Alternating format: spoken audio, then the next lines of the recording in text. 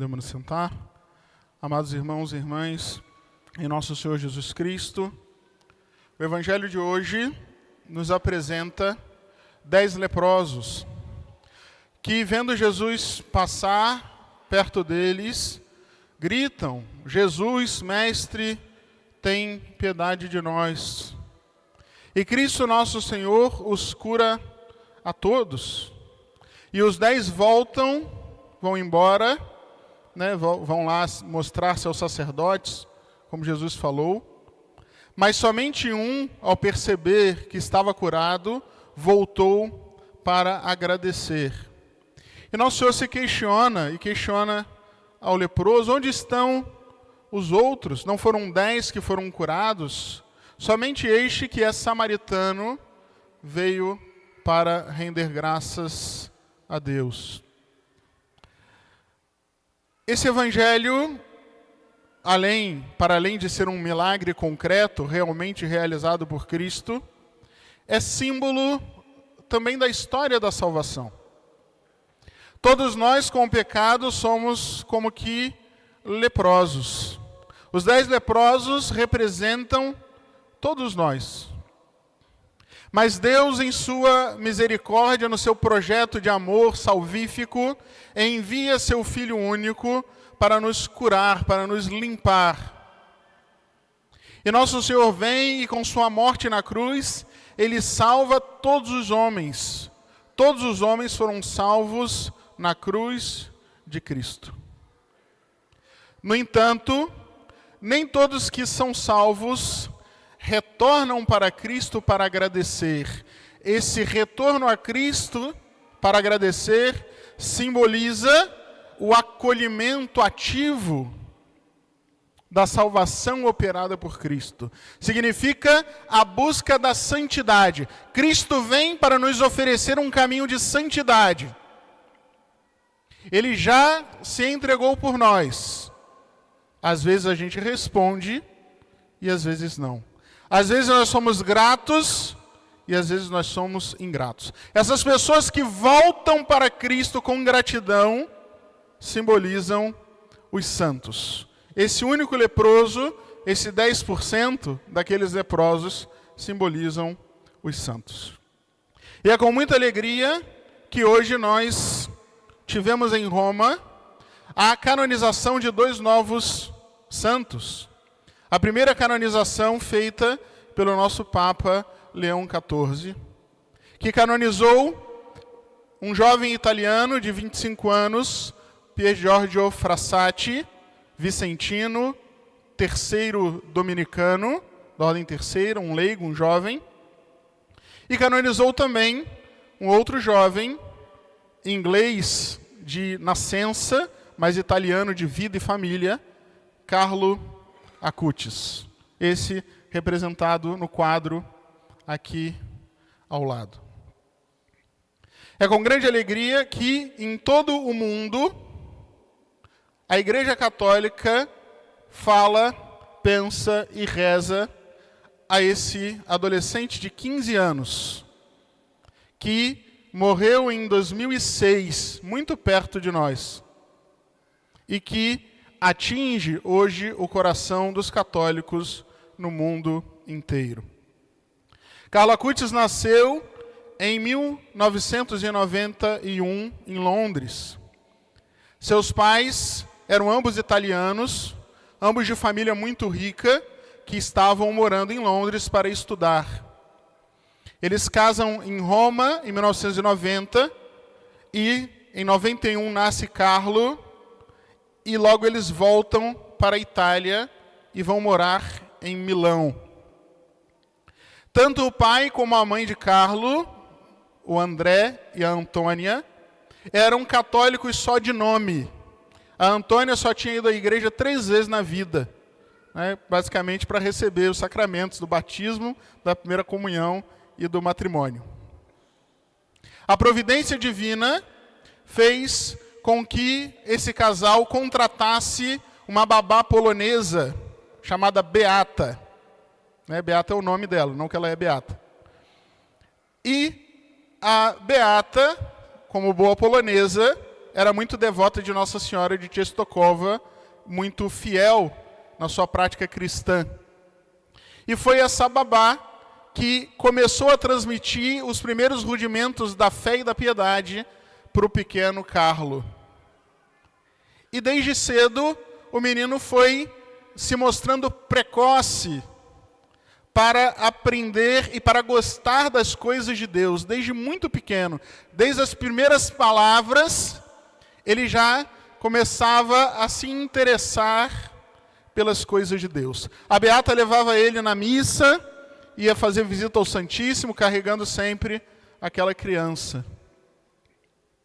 Com o passar do tempo e os questionamentos do menino acerca de Deus e da igreja, a mãe, Dona Antônia, começa a ficar incomodada, porque seu filho tão pequeno se interessava tanto pelas coisas de Deus e ela sempre viveu de forma muito indiferente. Preocupada em não saber como responder às perguntas do seu filho, ela vai até uma amiga católica e pergunta o que fazer. Essa amiga diz para ela ir a Bolonha, procurar um sacerdote, padre Ilio Carrai, que era um padre muito piedoso, que ela procurasse e pedisse conselho desse padre. Esse padre, que morreu também com fama de santidade em 2010, ao ver pela primeira vez a Dona Antônia, disse para ela: estou te esperando há muito tempo. Seu filho tem uma missão na igreja. Mostre para ele as vidas dos santos. Então, isso toca profundamente o coração daquela mulher que volta para casa e começa também a mudar de vida, a conhecer a fé, a estudar a fé. E assim ela, e depois também o marido, começam a secundar essa ação da graça e da babá, de fazer crescer no coração de Carlo o amor a Deus, o amor à igreja. O menino cada vez mais crescia e manifestava desde muito cedo um desejo muito grande de receber a Santíssima Eucaristia. Na época, na cidade deles, a criança só fazia a primeira comunhão com 10 anos de idade. Vendo a precocidade, o conhecimento e a piedade dele, a mãe decide consultar o bispo para ver se poderia adiantar a primeira comunhão do Carlo. O bispo, depois de conversar com o menino, autoriza que ele faça a primeira comunhão com 7 anos, mas não na paróquia, para não gerar conflito com as outras famílias, mas em um mosteiro um pouco mais reservado. E assim, Carlo Acutis faz a sua primeira comunhão em 1998, no Mosteiro das Irmãs de Santo Ambrósio. Essas irmãs de clausura, que ainda estão vivas, a maioria delas, relatam com que piedade, com que devoção aquela criança recebeu Jesus Eucarístico, uma coisa que elas nunca viram antes em nenhuma outra criança. O próprio Carlo voltará muitas vezes depois a esse mesmo mosteiro, sempre para pedir às irmãs que rezassem para que ele fosse santo. Depois da primeira comunhão, a vida espiritual de Carlo vai deslanchar cada vez mais. Ele passa a comungar diariamente, a rezar mais, e cada vez mais as suas virtudes chamam a atenção. Na escola, ele se destacava por uma profunda caridade para com todos, cumprimentando todos os funcionários, tratando todo mundo o melhor que ele podia. Sempre que tinha algum colega triste, ele era o primeiro a perceber e se juntar a ele para tentar ajudá-lo. Quando tinha alguém com dificuldade no estudo, ele se oferecia para ajudar. Quando tinha alguém isolado, quando alguém zombava de alguém, ele se aproximava e passava com aquele menino o recreio. Sua profunda educação, mais que no fato de fato não é só educação, é caridade mesmo. Encantava aos professores e aos colegas pelas 3 escolas onde ele passou.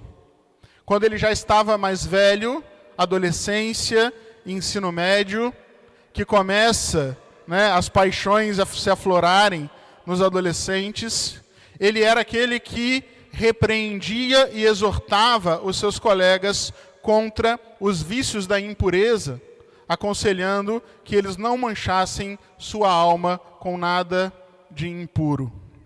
De fato, quando depois de sua morte, o processo de beatificação revistou o seu computador, o que eles encontraram no computador de um adolescente foi sites de estudos das matérias, muitas visitas a sites relacionados à fé e alguma coisa mais inocente, nada de errado, nada de impuro, nada sequer de suspeito.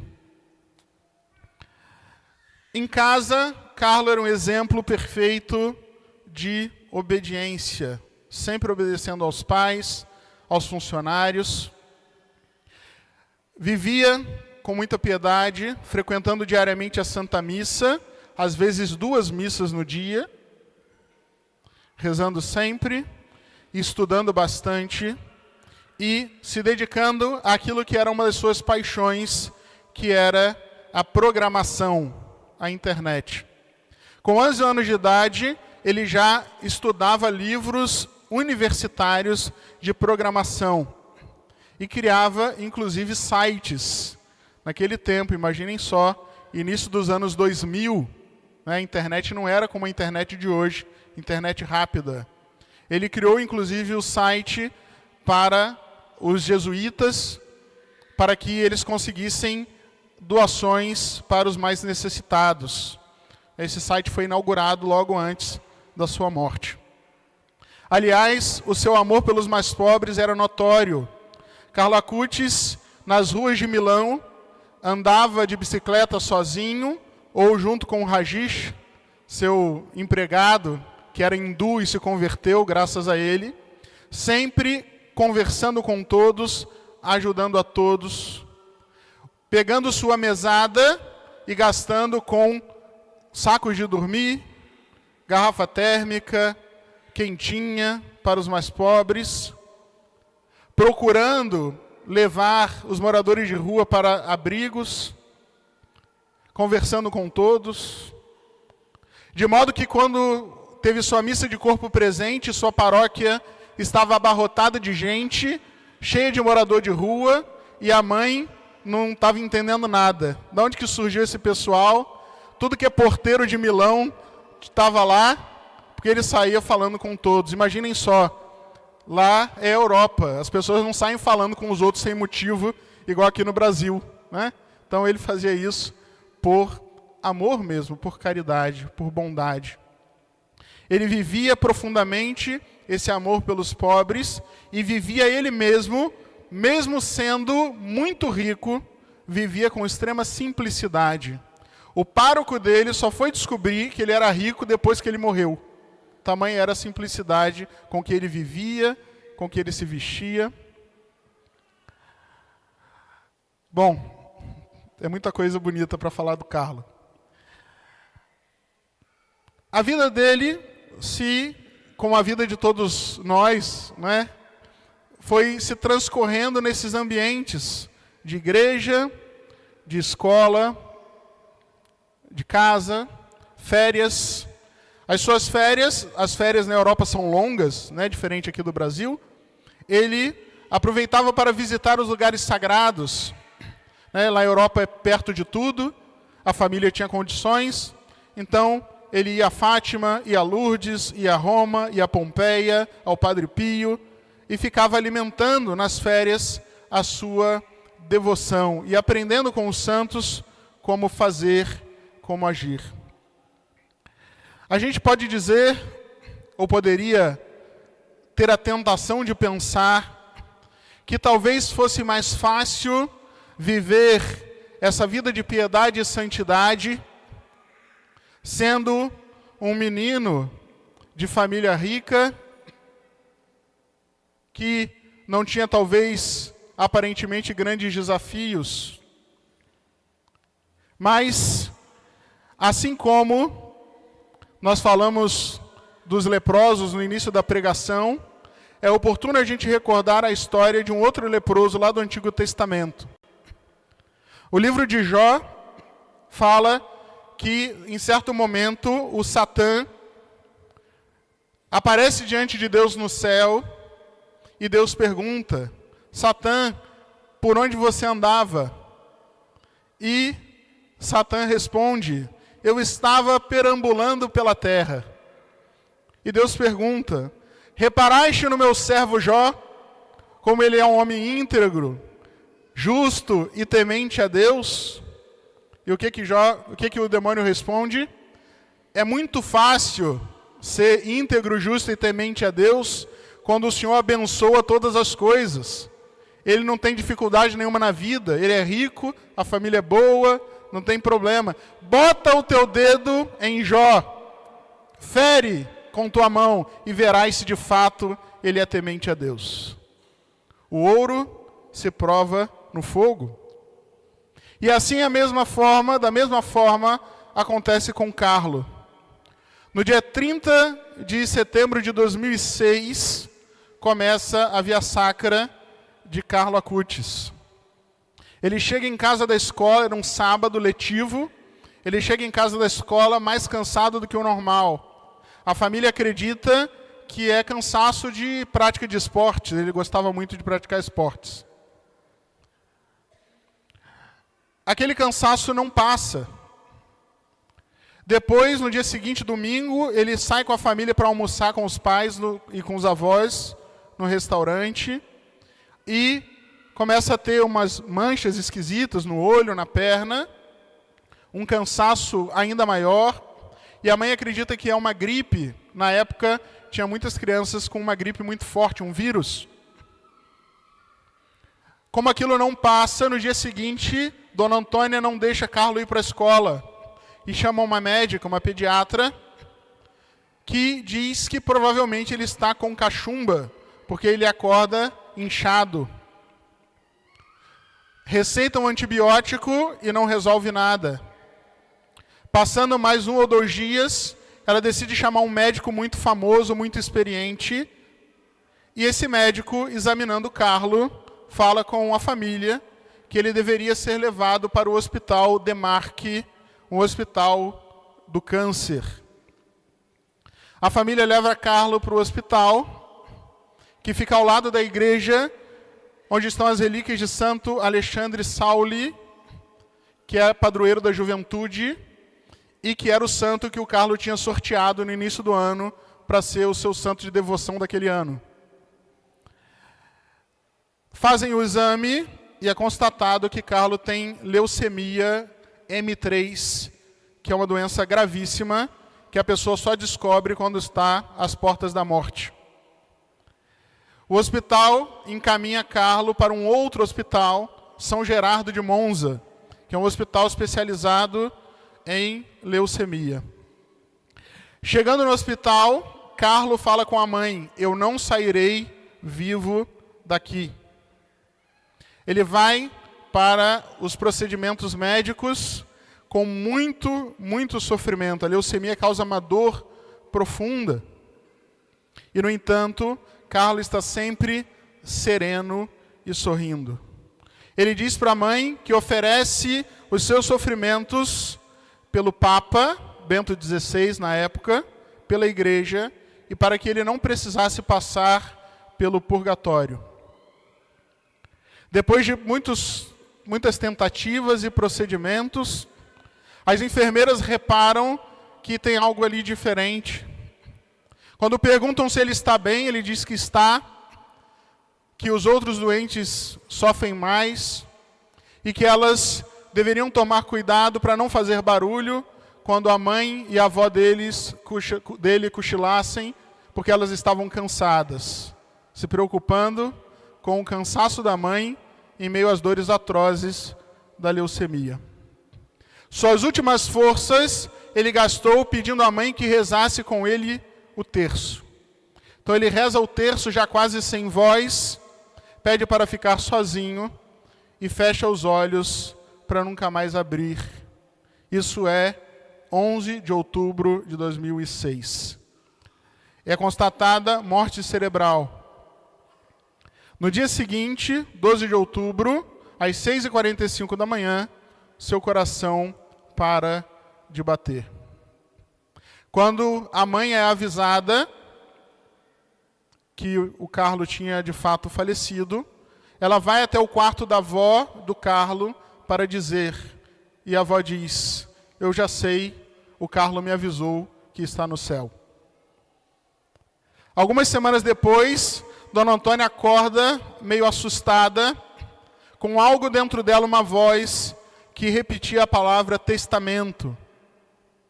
Ela vai ao quarto de Carlo para ver se achava alguma carta, algum papel. Ela não sabia de nenhum testamento que ele tinha deixado. Então ela decide pela primeira vez, depois de sua morte, abrir o seu computador. E quando ela abre, tem um vídeo que ela nunca tinha assistido, que Carlo gravou 2 meses antes de morrer. Quando ela abre o vídeo, ele está sorrindo na sua mesa de trabalho, olhando para o céu, um vídeo curto, e ele fala, estou destinado a morrer.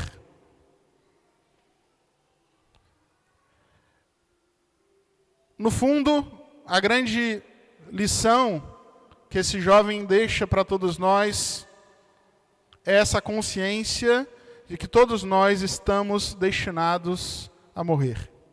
Nós estamos destinados a morrer não pelo simples fato da nossa limitação, pelo simples fato de que somos mortais, mas é porque o objetivo central da nossa existência é buscar a santidade, e é por meio da morte que nós alcançamos a santidade quando nós somos capazes de trilhar esse caminho, essa estrada para o céu, que ele mesmo dizia é a Eucaristia. A Eucaristia é minha estrada para o céu. Quando ele tinha lá por volta de uns 13 anos, ele tinha pedido aos pais para ser catequista, e os pais tinham autorizado, contanto que ele não prejudicasse seus estudos, ele preparou para os alunos da catequese um guia, kit da santidade. No fundo, esse kit da santidade é também um outro testamento de Carlo.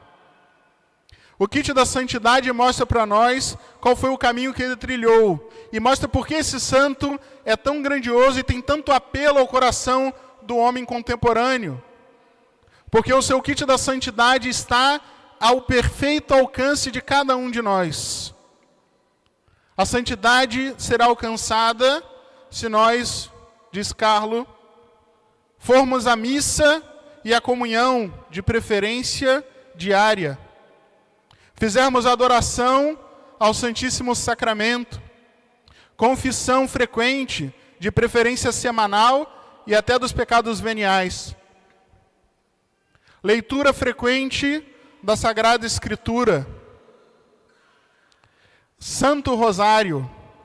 Carlo era muito devoto de Nossa Senhora de Pompeia e de Nossa Senhora de Fátima, especialmente. Mortificação. É curioso. Quando a gente conhece a vida dos pastorinhos, a maioria de nós conhece, fica sempre muito impressionado com as penitências que eles faziam, adaptados à época deles. E o Carlo fazia as penitências da sua época. As penitências de Carlo, ele gostava de videogame, então ele decidia jogar menos videogame do que queria, ou não jogar algum dia. Ele gostava de desenho animado, então ele ficava sem ver algum dia. Ele gostava de Nutella, Coca-Cola, essas coisas boas, e ele deixava às vezes de comer para fazer penitência. As penitências que estão ao alcance de nós, mesmo das crianças. Penitência. E por fim, o último item do kit de santidade, uma grande devoção ao anjo da guarda, que tem que ser o nosso melhor amigo. A grande obra que Carlo deixa, para além do seu exemplo, é o seu próprio site que ele criou ainda com 12 anos, onde ele faz uma coleta de informações e cria uma exposição, na verdade 4 exposições, uma imensa sobre os milagres eucarísticos. Nós tivemos a apresentação domingo passado de uma pequena parte dessa exposição. Uma exposição sobre as aparições de Nossa Senhora, uma outra sobre céu, inferno e purgatório, e uma quarta sobre os santos anjos. Quando ele morreu, ele estava planejando uma quinta sobre santos. Ainda em vida, na sua última semana de vida, foi feita a primeira apresentação da sua exposição sobre os milagres eucarísticos lá em Roma. No leito de morte, sua mãe pede a ele que faça com que peça a Nosso Senhor para que envie outros milagres eucarísticos. 3 semanas depois de sua morte, acontece um milagre eucarístico no México, que vai ser aprovado pela igreja no dia 12 de outubro, né, quando fez aniversário da morte de Carlo. No leito de morte, uma das suas últimas palavras foi que ele morria feliz, porque ele sabia que ele não tinha perdido nenhum instante da vida dele com nada que desagradasse a Deus. Vamos pedir a esse grande santo que interceda por nós, que faça esse milagre na nossa vida. Carlo fez muitos milagres. No processo de beatificação se fala que não era difícil achar um milagre, era difícil escolher qual milagre iam utilizar. E escolheram um milagre no Brasil, em Campo Grande, do menino Mateus Viana, que tinha pâncreas anelar e foi curado milagrosamente por intercessão do Carlo. De tantos e tantos milagres relatados, e são muitos, os mais importantes não são os de cura de corpo, mas de conversões, e são muitas conversões. Vamos pedir ao Carlo que nos ajude a se converter, que ele seja aquele que toca na nossa consciência e diz: olha, você que era leproso e foi curado, precisa voltar para Cristo, agradecer, trilhar esse caminho eucarístico, a estrada eucarística em busca da santidade, porque é para isso que nós somos criados. Que Carlos sirva de exemplo para nós e que nós, que somos mais velhos, saibamos apresentar para as crianças e para os jovens esse exemplo tão perto de nós, tão bonito, tão extraordinário e ao mesmo tempo tão comum, de uma vida de grande santidade. São Carlo Acutis, rogai por nós.